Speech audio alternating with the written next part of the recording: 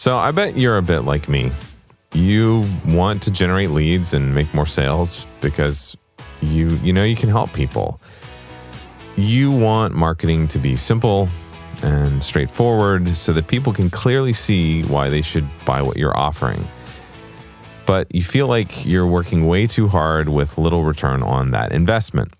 You're tired of trying to cut through all the marketing noise in social media, or you're tired of feeling invisible while others are getting recognition, even though your product or service is better. Or you want to contribute at a higher level without having to beg for customers to notice you. The real problem is that most of what we really do in marketing our businesses is completely wrong. We're placing ourselves at the center of our marketing rather than our customers. That's why most business owners spin their wheels without getting any traction and waste precious time and money. The one thing you need to know is that marketing is different now. People are distracted. They're bombarded with hundreds or even thousands of marketing messages a day.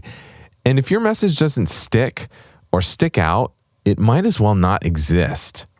Well, that's why this show is here. So a brief introduction. My name is Danny Osment. I'm owner of Emerald City Productions. Over the past 20 years, I've been a music educator, a conductor, an artistic planner, a fundraiser, a recording engineer, a podcast host, and mostly a business owner. I've spent my entire career performing, studying, researching, and creating content for audiences. And my specialty is helping you clarify your message and publish engaging content to create customers who trust you before they ever buy and then can't wait to tell the world about you. But I have a confession. I spent close to 25 years working on starting one entire career before I discovered that my true passion was in a totally different career. Ever since I can remember, I wanted to be a musician. As a kid growing up in Short Pump, Virginia, which is outside of Richmond, Virginia, I learned how to play the drums, the guitar, sing, and man, I annoyed many professional musicians to learn as much as possible about music. I remember one time going to New York City to see a performance of Miss Saigon when I was 13. I went down to the orchestra pit during intermission and struck up a conversation with the drummers with the help of my mother. I was a bit introverted and needed the extra push. Well, those drummers, they invited me to come backstage and take a look at their setup. And then they invited me to sit in the pit during a show. It was loud and it was so awesome. Now, in high school, I got a job as a member of the local stage crew for the summer concert series at King's Dominion, just north of Richmond. And I got to carry gear around stage for groups like the Beach Boys. I also played in a polka band in the Fest House at Busch Gardens, Williamsburg, and in a reggae band at King's Dominion during my summers. My passion for music led me to get a master's degree in conducting. Yeah, that's the guy that waves his arms in front of the orchestra. After college, I settled in for the next decade working in the arts with two different nonprofits where I got to perform at the Kennedy Center and Washington National Cathedral.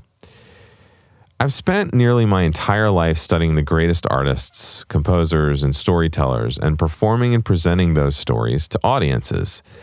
And while I didn't end up on stage at Carnegie Hall, my time in the trenches as a working musician in the nonprofit arts world helped me develop a broad skill set that I still use to help clients today.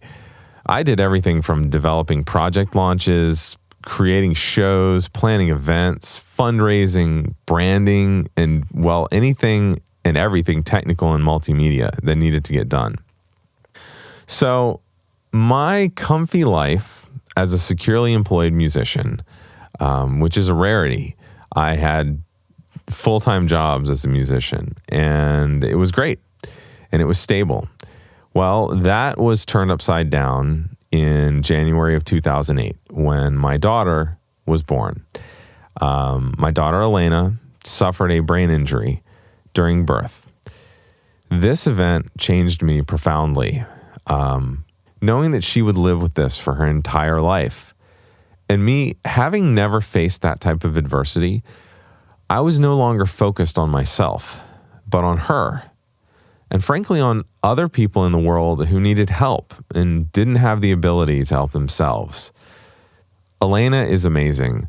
And she and my son, Joey, and my wife, Erin, are the reason that I do what I do.